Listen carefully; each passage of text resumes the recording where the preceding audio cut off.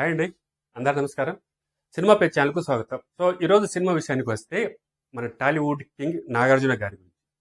నాగార్జున గారు అంటే ఇప్పుడు ఆయన మీద ప్రస్తుతం చేస్తున్న ఆయన సినిమా అంటే రజనీకాంత్, సూపర్ స్టార్ రజనీకాంత్ చేస్తున్న కూలీ సినిమాలో ఈయనైతే చేస్తున్నారు అనమాట. ఈయన ఒక క్యారెక్టర్ చేస్తున్నారు. అసలు క్యారెక్టర్ కాదు అది, ఆ క్యారెక్టర్ పైనే ఇప్పుడు ఇండస్ట్రీలో ఒక పెద్ద చర్చ జరుగుతుంది అనమాట.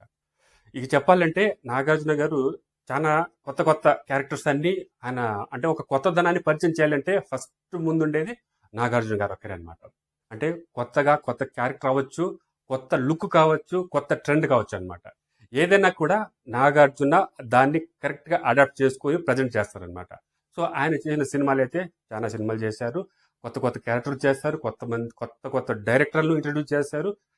ఆయన హిస్టరీ చాలా ఉందన్నమాట. యాక్చువల్గా అన్నమయ్య సినిమా అంటే ఈయన ఒక స్టైలిష్ మ్యాన్, ఒక క్లాస్ లుక్ ఉన్న హీరో అనమాట. సో ఇలాంటి హీరోని ఆయన కెరీర్ పీక్స్ లో ఉన్నప్పుడే ఆయనతో అన్నమయ్య అనే సినిమా తీయించారనమాట. అన్నమయ్య అనే సినిమా అంటే అన్నమయ్య సినిమా ఏంది, ఈయనేంది అని ఆ రోజుల్లో ఇప్పుడు చాలా అంటే ఇంకా ఒక రకమైన ఒక ఇదనమాట. సో ఈయనేంది అన్నమయ్య సినిమా చేయడం ఏంది ఎట్లని, కానీ అన్నమయ్య సినిమా చేశారు.